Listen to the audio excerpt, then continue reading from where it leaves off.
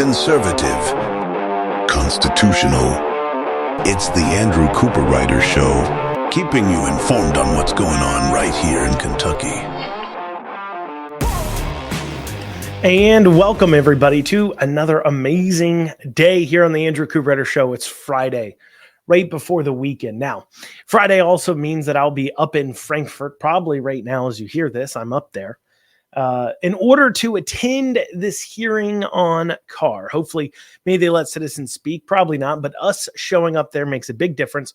We're going to go into some of the chatter about that here today. Also, we've got an op-ed from the Herald-Leader that I want to dig into a little bit on the budget. It is a budget year.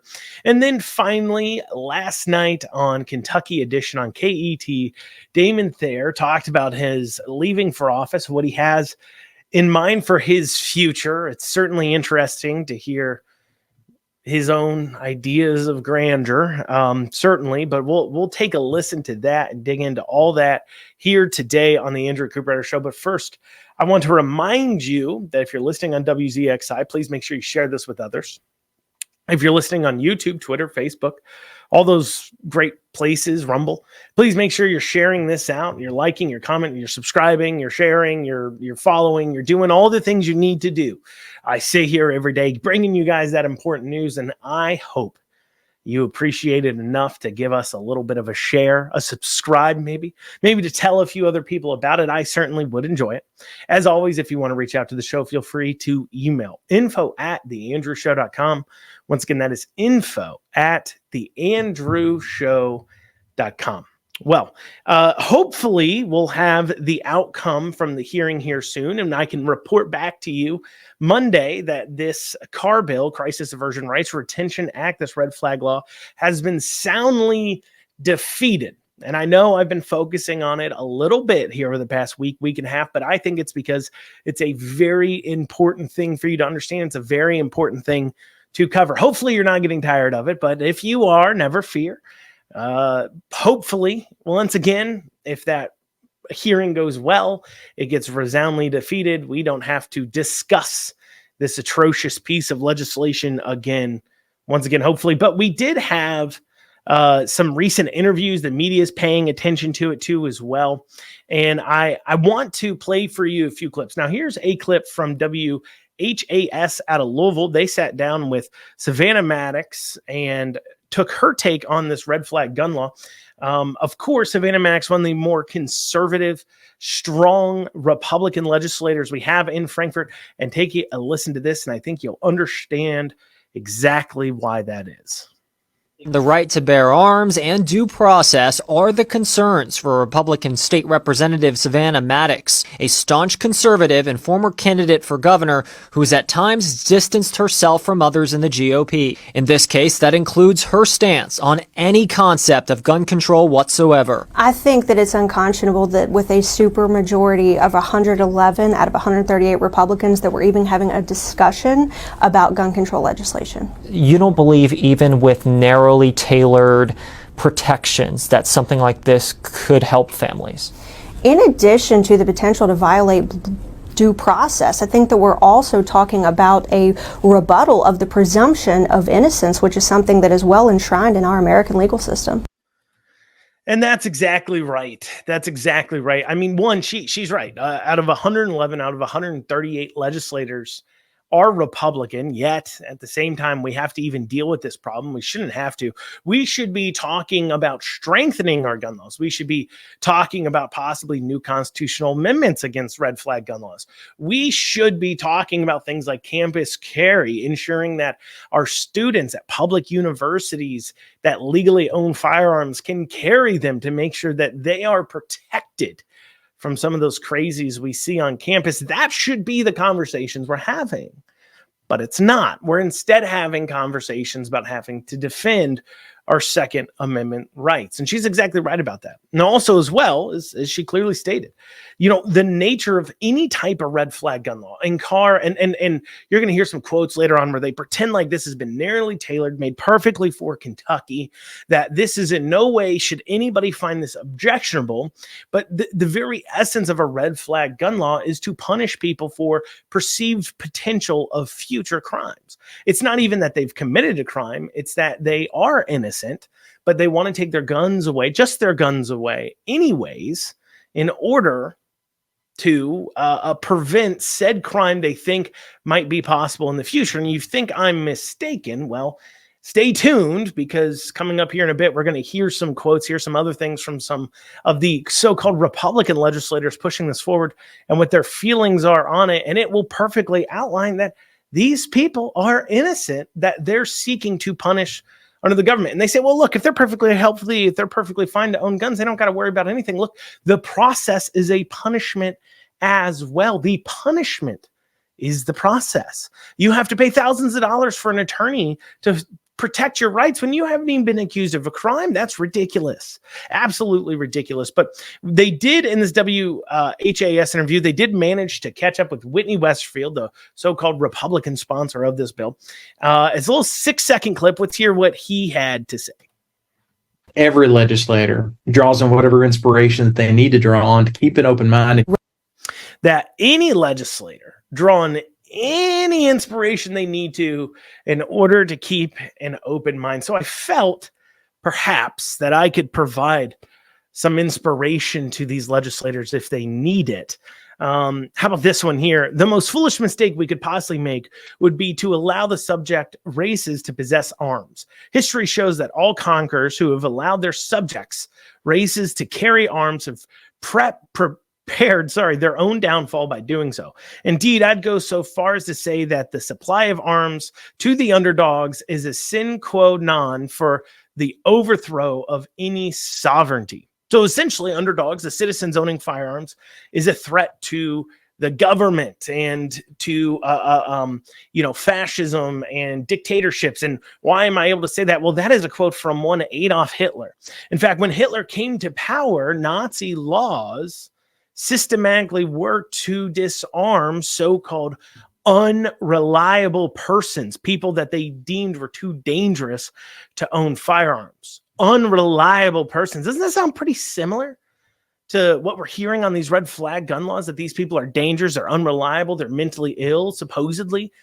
We have to disarm these unreliable people. Wow. Right out of the Nazi playbook there. Here's something else for you. How about this? The measures adopted to restore public order are, first of all, the elimination of so-called subversive elements. They were elements of disorder and subversion on the marrow of each conflict. I gave the categorical order to confiscate the largest possible number of weapons of every sort and kind. This confiscation, which continues with the utmost energy, has given satisfactory results. That's from one Benito Mussolini. And maybe those aren't your type of dictators. Maybe you want somebody more in the communist realm, right? Well, this here from Mao: all political powers come from the barrel of a gun. The Communist Party must command all the guns. That way, no guns can ever be used to command the party. That right there from Mao. And of course, King George III. Maybe those people are too modern for you, so you need some more ancient inspiration. Well, here's one from King George III, who ordered the seizure of any firearms imported into the colonies. It's funny, right? All the very same people that we either fought wars against, have decried nationally for years. Well, they all had something in common too. They also believed that undesirables and that people shouldn't be allowed to own firearms, regardless if they've committed a crime or not. I guess that's something that these so-called conservatives like Whitney Westerfield have in common with people like Hitler and Mussolini and Mao and King George. They also hate their citizens and want to disarm them. But that's not all we've had. We've had some other articles about this as well. We'll be covering that after this break. You're listening to the Andrew Cooperrider Show, your source for Kentucky politics. As always, if you want to reach out to the show, just email info@theandrewshow.com. Once again, that's info@theandrewshow.com. We'll see you back here right after this short break.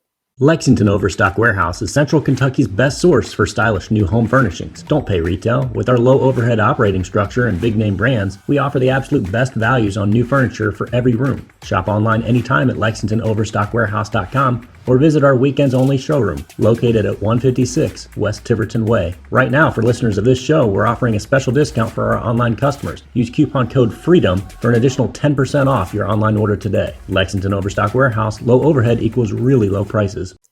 And you are back with the Andrew Cooperrider Show, your source for Kentucky politics from a constitutional and conservative viewpoint. For the break, we were talking about a little bit more about this hearing. As we're getting closer, we're seeing more legislators talking about it, seeing more news articles talking about it. And one that caught my eye for a few reasons. One, it did actually, it had mentioned me in it. So it kind of caught my eye because of course, I have Google Alerts set up for my name. And in it, they had mentioned that myself and a few others have been putting together what they called a coalition of resistance against this bill. It's weird to call it a coalition of resistance. The author of this, of course, is Tessa Duvall, one of the more liberal political reporters over at the Herald-Leader. And it's interesting that they call it a coalition of resistance. Who are we coalitioning with? It's not a coalition. It's just us, the people. It's the citizens. They want to dress us up as political, that it's super political, that we're out here as political actors, drawing together these different political groups and yada, yada. No, it's just the people of the Commonwealth who find this so objectionable, putting up a resistance to it. There's no nefarious work at play. We just see what's wrong and what's right and call it out. But there was other things in the article that bears mentioning. And I think a big part of the reason why it bears mentioning is because recently we've heard some representatives claiming erroneously that by talking about this bill and saying Republicans are trying to pass this bill, that we are somehow spreading quote unquote false information. Well, to those of you elected people who are really only saying this because you're tired of having to do your job, you're tired of having to respond to constituents bringing to you concerns, I tell you, suck it up, buttercup. Because if anybody's spreading false information at that point, it is you. Because guess what? It is Republicans pushing it by nature. It is a Republican who sponsored this. It's Republicans who allow Whitney Westerfield to remain as chair of this committee so he could pull this forward. He's quickly becoming very disliked by all of his colleagues. I wonder when they're going to finally remove him as chair, but he isn't the only one. Okay, let's see here. This is a quote from Whitney Westfield of the Herald-Leader. My hope, I hope against hope, regardless of what any legislative solution looks like, that we can find common ground, that there's a population of Kentuckians that need some sort of help or intervention. I think it's painfully obvious that there's a group of Kentuckians that we need to respond more adequately to, that are still law-abiding, but we have concerns about whether or not they pose a danger. They are still law-abiding. That is the big word from Whitney Westfield. Remember, he says, well, hopefully we can find some common ground on taking guns away from law-abiding citizens. Even he admits that they haven't broken the law. Even he admits that they are law-abiding. Remember when they said, oh, we're not coming after guns from law-abiding gun owners, we're just coming after criminals. Well, that ain't true. Out of the horse's mouth, Whitney Westfield comes that they acknowledge these people they're taking guns from are law-abiding citizens, but they just have concerns about whether or not they pose a danger. Now, these representatives that are tired of doing their job would tell you, look, Whitney's on his own. He's by himself. You don't need to worry about this at all. Why are you all coming up here for this hearing? Why are you calling us? Why are you emailing us? Why are you bothering us? Well, let me tell you. This is exactly why we will never back down from this. And anytime there's a whiff of this out there, you can expect a wave of patriots to come down on you like a hammer on a nail. Because back in 2019, So the so-called lone Republican that's for this, right? Well, back in 2019, there's a trio of senators. The minority leader, Morgan McGarvey, he's now a congressman, so I don't got to worry about him. Louisville Democrat, right, that's now serving U.S. representatives. And then Senate Majority Caucus Chair Julie Rocky Adams, and then Paul Hornback, both Republicans. Now, Paul Hornback was run out of office shortly after this because he was so for red flag gun laws. But Julie Rocky Adams still sits as majority, as the caucus leader in the Senate right now. So that right there, we know is two Republicans in the Senate that are for this, including a member of leadership, the caucus chair, who's supposed to be leading the Republican Party in the Senate in Kentucky, has already been for this bill. But yet, we're just spreading false information by telling you to care about it. So full of it. So full of it. And that's just what the legislators have said. Now we've got this the citizen pusher, okay? I'm quoting now from the Herald-Leader. Whitney Austin, founder of Whitney Strong and the survivor of a 2018 mass shooting in Cincinnati, said the proposal has been modified in its years since the bill was first introduced, largely because of feedback of concerned elected officials. This year will be no different, and it's going to appeal to them in a way that I think maybe has not appealed to them in the past. So the citizen pusher of this, Austin, is saying this bill is different. It will appeal to prior naysayers. So we already know we've got 2 or 3 Republicans saying yes just in the Senate, right? We have a tacit endorsement almost of this by everybody else who refuses to call for the removal of Whitney as chair. And now we have Austin here, Whitney Austin, claiming that, well, I think we've crafted a bill that will draw in even more support than in the past. Austin goes on to say, I'm asking for open ears and open hearts and willingness to solve problems because I think we've put together a very, very good solution for Kentucky.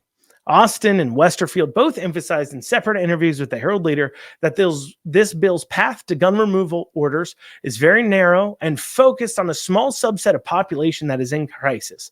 That tailored, unique to Kentucky approach gives Austin confidence this could be the year Carr passes. This is just in an article from like yesterday. Like this is a recent article. And Austin has confidence that this year Carr will pass. And Whitney Austin didn't say this once in the article, but several times in the article. I mean, once again, from Austin, I feel really good. There's no guarantee with anything, especially with legislation, but I've been through this experience before with the passage of the Bipartisan Safer Communities Act. She said of the 2022 federal law, there are just special moments in time where you have the critical mass necessary to effect change. But you also have elected officials who are primed either through their minds or through their hearts to be receptive to finding a solution. I think we're in that special moment in Kentucky, especially after the mass shooting that happened at the Old National Bank in April. I really feel as this is our moment. That is the citizen pusher of this bill stating that they feel this is the moment. Oh, yeah, people are primed with that mass shooting at Old National Bank, which, by the way, to remind you, that shooter's manifesto said that the whole reason why he shot up the place, according to him, was because he wanted to show that, we need to push gun legislation. In his manifesto, he said, I'm going to shoot up the place and they're going to realize how easy it is for me to get guns, and then gun laws will be passed and my life is worth sacrificing and all those other people's lives are worth sacrificing in order to accomplish gun control. That was in the manifesto, ignoring the fact that a red flag gun law would do nothing to prevent the shooting at Old National Bank in April. Why? Because the shooter in that case bought the gun like a week or so before. His family didn't even know he owned a gun. They were with him the day before and said everything seemed fine. Nothing seemed off. They never would have reported Austin in the first place. So they're taking a shooting that Austin here says, she says that this is an inspiration. This will cause this bill to pass. A shooting that wouldn't even be prevented by the legislation being pushed forward. And Tess Duvall, the author of the article, now makes what I think is one of the most unconvincing reasons for passing this bill. And harping on this, I'm just going to tell you, if you're trying to convince somebody like me, harping on this, ain't going to make a difference. Let me explain why, but is what Testival goes on to say. He goes, the 5th District in Eastern Kentucky, represented by U.S. Representative Hal Rogers, has the 9th highest rate of firearm suicides in the nation, with 13.6 per 100,000 people, compared to the national average of 7.1. 73% of suicides in that district are with firearms. The national average is 50%.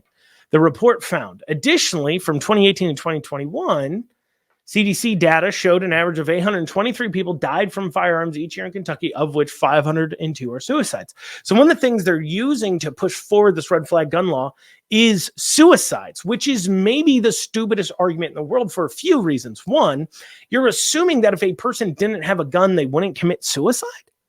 Is that your claim?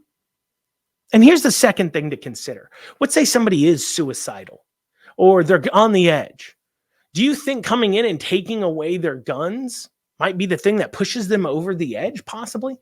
If somebody's already suicidal and then they find out they've got a hearing in a few days, they got to shell out thousands of dollars for in order to keep their constitutional rights, you don't think that might make them a little bit mentally unstable if they already are? So not only is it completely uncompelling to say that if we remove guns, it stops suicides. I mean, by their own data, nationally speaking, over half of suicides are committed without guns anyway. So if you throw away guns, what, you think the other half will just be like, oh, I'm suddenly not mentally ill, I don't want to kill myself? You think that's the case? Of course not. And if we're looking here really honestly, and I know it's grim to talk about, but let's be straightforward here. Once again, if a person's mentally unwell where you're concerned about suicide, if they're so mentally unwell that you're saying they shouldn't be able to own guns because they might kill themselves, well, I would argue that if they're that bad off, taking away their guns is what's going to push them over the edge. I mean, if you just found out you're getting hit with, if they're so mentally ill, they need their rights removed from them without committing a crime, they're that mentally ill, supposedly. Well, don't you think them facing thousands of dollars in potential legal fees is going to be the thing? You don't think that might push them over the edge? Of course it will. Horrible arguments all around. So we'll know what the outcome is from this hearing. We'll talk about it Monday. Coming up, we're going to be talking about the budget. You're listening to the Andrew Cooperrider Show, your source for Kentucky politics. We'll see you after this short commercial break. 859 Print has local service and low prices. I personally have done tons of business with them. And I can tell you, whether it is getting things printed off, sending direct mail, making business cards, buying TV ad time, digital marketing, they can do it all. And as a special for listeners of this show, they're offering 10% off any and all print services using code RIDER2024. That is code RIDER 2024 for 10% off. Check out 859 Print. You'll be glad you did. And you are back with the Andrew Cooperrider Show, your source for that Kentucky politics and news you won't get anywhere else, with that conservative and constitutional viewpoint. Well, we'll be talking about the budget here because as I was scrolling through Kentucky Herald-Leader's page, because I got tagged in an article, they mentioned me in an article, so I was scrolling through it. I came across an op-ed from one Adam Raymond where he's talking about the budget. I'm going to read an excerpt from what he has to say at the beginning. It really doesn't matter what else he had to say, because what I want to zero in on is the folly of decision made here in the beginning. So here's what he had to say. He starts off by saying, what would you do if you had billions of dollars to help meet the needs of your fellow Kentuckians? Would you use the money to address the teacher and the bus driver shortages, build affordable housing, or provide essential medical care to those who need it the most? Or would you sit on an excessive large pile of cash, letting needs go unmet while the stockpile grows? So far, the General Assembly has chosen the latter, allowing the state's budget reserve trust fund, which is most commonly known as the rainy day fund, to grow to an astounding $3.7 billion. That total will reach $5 billion by next summer and could raise to nearly $8 billion by the end of the next 2-year budget period, unless lawmakers make a different choice in 2024. Instead of continuing to hoard billions of dollars that could go toward improving people's lives, they could use available reoccurring and one-time money to pass a budget that truly delivers for the people of Kentucky. Oh my. How easy is it to spend someone else's money? You know you're in for a doozy of an article that is full of communism when they start off with, what would you do if you had billions of dollars? you had billions of dollars. Oh, my first question might be, where'd that money come from? How do I have billions of dollars, I ask you? Well, is it because it's been taken by force from my fellow Kentuckians? Have I stolen money from their paychecks, from their pockets, from their lives in order to fund whatever boondoggles come to my mind? Is that what has occurred? Because that's what's occurred in this case. Now, what I'd be arguing for is saying, well, they need, if they're going to get to that big of a rainy day fund, clearly they need to go ahead and, redo our taxes, lower our taxes down, because this is obviously we're being taxed so much. If they're able to bank so much money, that would be my first statement. That it's clear if they're going to get to $8 billion by the end of 2-year budget period, well, geez, oh Pete, oh geez, it's time to cut them their taxes, isn't it? Time to cut down that income tax, right? But here's what else. So let's ignore the communistic language.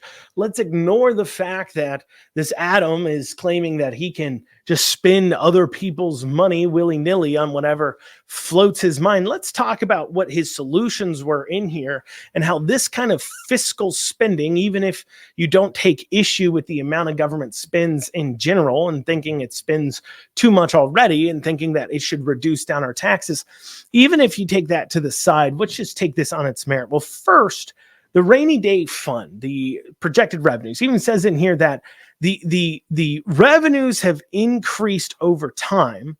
He doesn't say this in the article, in the part I just read, but later on in the article, he says that the revenues increasing over time has happened because of the influx of money into the system. Well, that money, that rainy day money, the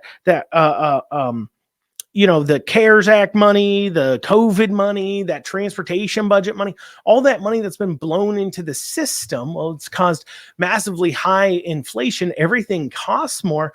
On top of that, these citizens are actually, their incomes are not keeping up and they're spending less. And this is causing all across the nation a projection of a decrease in revenues into the states. That is what they're projecting all across the nation. All states will be facing a decrease in tax revenues. Why? Because people are spending less. They have less money to spend.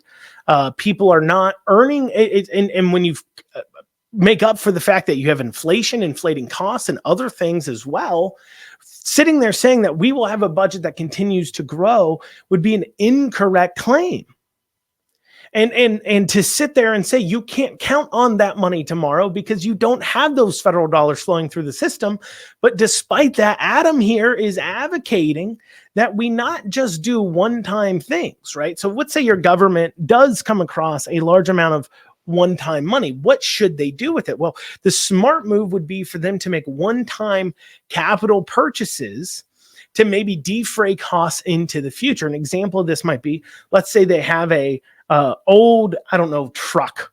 Let's say you live in a small town. Let's say, like Wilmore, Kentucky. I believe they provide trash to their citizens. They have a trash truck. At least when I was familiar with the area heavily, not recently, but last year or two, a year or two ago, I was heavily familiar with the area, and I knew that the trash truck there was older and breaking down quite a bit. So if the city comes into some money, a smart move might be to go ahead and buy a new trash truck, sell the old one, so that way in the future, your repairs cost is lower. You need less maintenance money going into the trash system, and then you've made your budget better into the future. That's one-time capital things. Or if you're finding yourself having to, repave a road, resurface a road that really needs completely stripped down and redone all the time. Maybe if you get some one-time money in, you go ahead and take care of that. That's how you make yourself in a better fiduciary state into the future as a government. What you don't do, because you have one-time money, is go ahead and bring on new reoccurring expenses, right? It would be like you getting a one-time bonus of $5,000 and saying, well, let's go ahead and go buy a new car that costs $1,000 a month. You can only afford the bill for the next 5 months. And then what are you going to do? You're back in debt. You need more money. You're going to have to take more from your citizens if you're the government, because that's the only way they can make more money. It does not set up for a good fiduciary future. But what did he push forward? Well, he talked about things like providing essential medical care. Well, that's an ongoing expense. Build affordable housing. Well, that's an ongoing expense because you build those houses, they get into it, they destroy it. What are you going to do? Take care of them? What are you doing here? Address the teachers and bus driver shortages. Well, if you hear from Andy Bashir, the only way to address teacher and bus driver shortages is to, quote unquote, pay more money. They just need more money. Well, that means an increase in expenses into the future. This is a big fall. And here's the other thing that, of course, Adam isn't considering, and that is our goal to lower the income tax. Part of the reason why they're racking up so much money is because they want to make sure that they can come in. They're lowering the income tax. Like I said, I disagree with the process that they're doing overall because it requires an increase in funds, and they're not actually tamping down their spending. Their spending is growing, which is also causing problems. Longtime listeners of the show will have heard me detail that out, but they want to lower the income tax here in the state overall over time. They build up this stockpile of money. So that way, if they cut down funds and then they don't have enough in the next year or two, well, their budget isn't a completely, useless, that they're not broke is a joke. They have some money in the fund, and the rainy day fund, they can pull that over and then readjust their tax laws into the future to make sure it doesn't happen again. It gives them that cushion. That's part of the reason why they're banking so much, is because they are redoing our tax system here in such a way that they think will bring in more money. But, part of their whole process of why they think it'll bring in more money is because they think changing these tax laws will cause this massive amount of growth and migration into Kentucky, which I think they're mistaken in. And that's why I would have been for a plan that says keep your spending even, because that makes more sense. Maybe tack it to inflation. Actually, I'd say spend less, because I think the state already spends too much. But instead they've said we need to grow revenues through this process too as well. So Adam's just all around wrong. Not only is he wrong in the presumption that you have money, it's Kentuckians' money that you've stolen from them, but two, he also is advocating for increased expenses over time that will directly result in needing to tax more and more and more. But of course, that's the Democrat way. Spend more, tax more, spend more and tax more. And honestly, some of these Republicans aren't much better. Well, y'all, that's what we got time for in this segment. Coming up next, we'll be talking about Damon Thayer. He's on Kentucky edition on KET. We'll go over what he had to say after this short break. You're listening to The Andrew Cooperrider Show. Listen up, my fellow business owners. You need to get your cybersecurity and IT support under control. Reach out to the folks at Amston today. Call 859-300-0087 or visit amston.com. It is no secret that cyber attacks have become a constant threat, and you need to make sure that your organization is protected. Amston has over 30 years of experience working with businesses and governments alike. Call 859-300-0087 or visit AmstonAMPSTUN.com today. And you are back with the Andrew Cooperrider Show, your source for Kentucky politics. Those of you who listened to the show yesterday know that our top of the line, top story was that Damon Thayer was no longer running for the Senate. He was up for reelection. He decided he wasn't going to run. Damon Thayer is the state Senate floor majority leader, maybe some would say second in command in the Senate. And I went over my dislike for him, very corrupt individual. We'll talk more about that here. But he was asked, why is it on Kentucky edition on KET, he was asked, why is it that you are stepping down? Why is it that you are decided not to run again? Let's hear his response. Why and why now? I have some good things happening in my private business life. My consulting company has been picking up since the pandemic. I do some horse racing work outside of Kentucky. And then my bourbon company, Kentucky Senator Bourbon, is really at a key spot. It's a nascent, burgeoning brand. And on behalf of my business partner and my investors, I have a fiduciary responsibility to help grow that company and that brand. And this job, this supposedly part-time job, is really full-time, and it holds me back from being able to fulfill a lot of my private sector commitments. Well, there you go, right? You hear right from Thayer himself. That's why he's stepping down. He's saying that his consulting job in the horse racing industry, once again, something I brought up as a reason why he is so corrupt, because he heads up the committee on horse racing. So while he's able to receive monetary funds from people in the horse racing industry to the tunes of millions of dollars, he himself is in charge of regulating that industry in Kentucky. Certainly something that I would take big issue with if I was a Kentucky citizen, and I am, so I take big issue with it. Now, I'm going to tell you, I believe half of what he's saying. I don't believe the other half, okay? I'm going to start with the half I don't believe. I don't believe it has anything to do with the bourbon company. Here's why. The only reason why Kentucky Senator Bourbon has been successful is because, well, frankly, Damon Thayer owns it. He's part of the regulatory body that oversees what happens in the liquor industry. And so he has, being a less than quality bourbon, and I'm saying this honestly, I've tried the bourbon. I don't like it. Don't like it at all. It tastes like paint thinner. I think anybody who's tried the bourbon would say it does taste like a cheap bourbon. It just does, but it's not a cheap bourbon. I mean, Kentucky Senator Bourbon is, I think, like last time I saw, like $125 a bottle. I guess it's dropped down now to, I just Googled it to check, $90, $80 a bottle. It's an expensive bottle of bourbon, and it is not very good.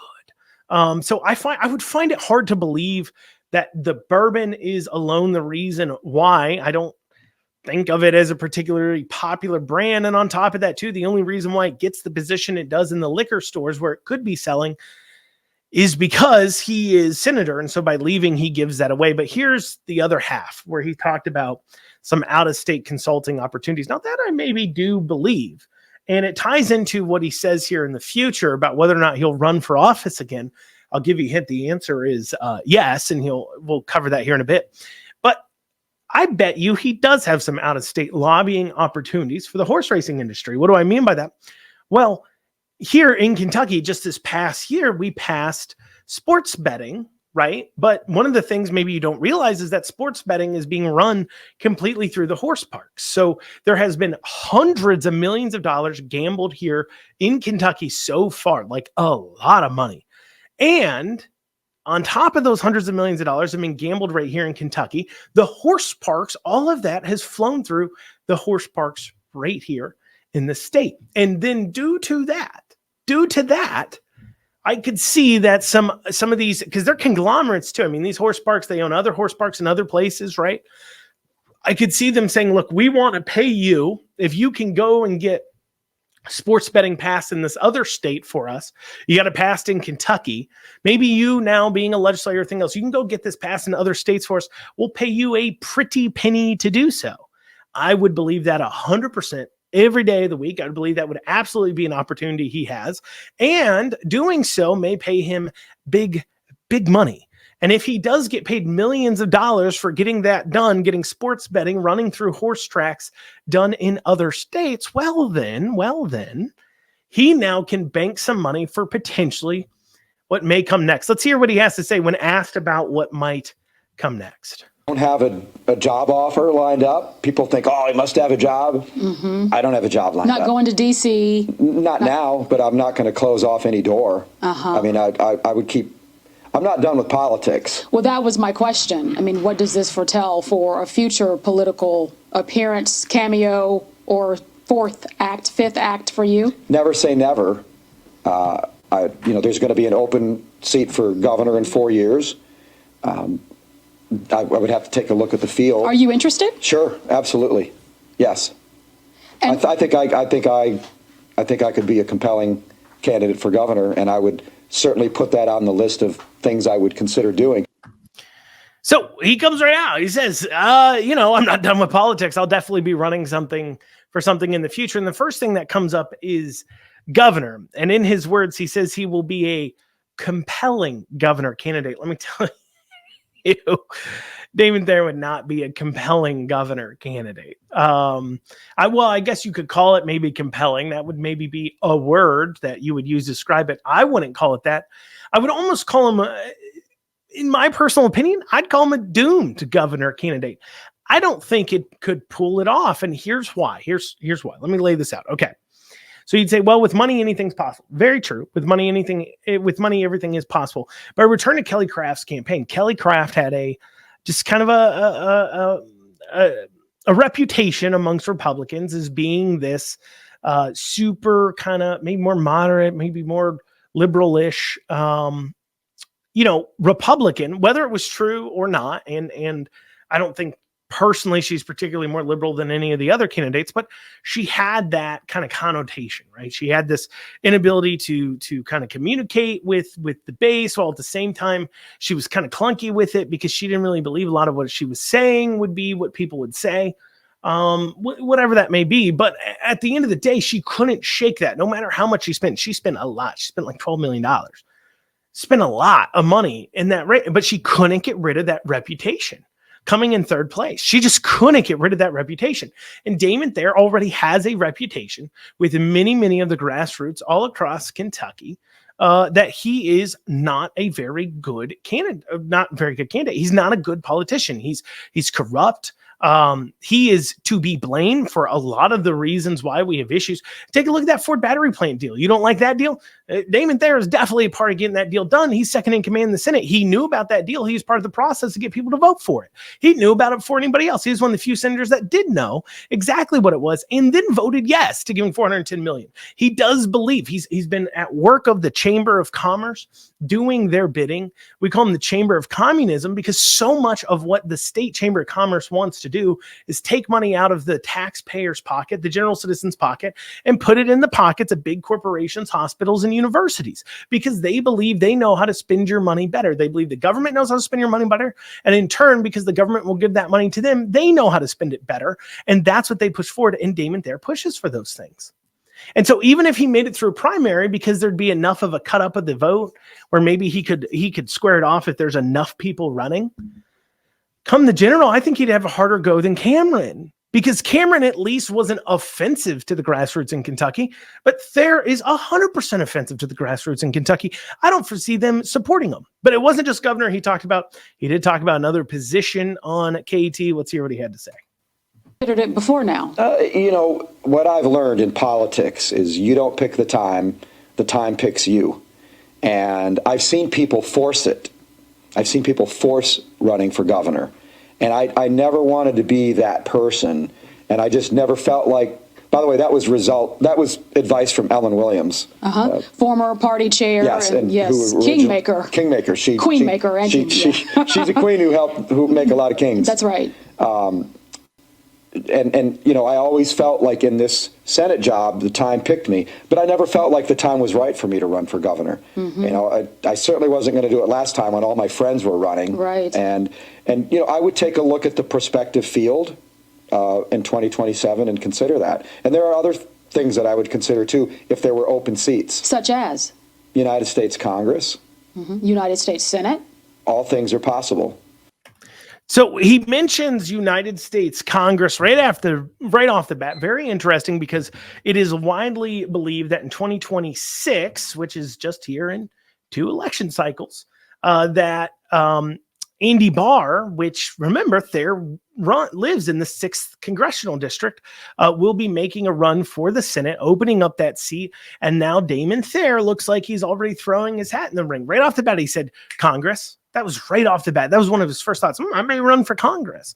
If he's got that money banked, if Barr runs for the Senate, he may end up running for Congress. Senate was kind of a last-minute conversation, kind of last-minute mention. I don't think that's on his radar. I think it's governor or Congress. That's what I believe.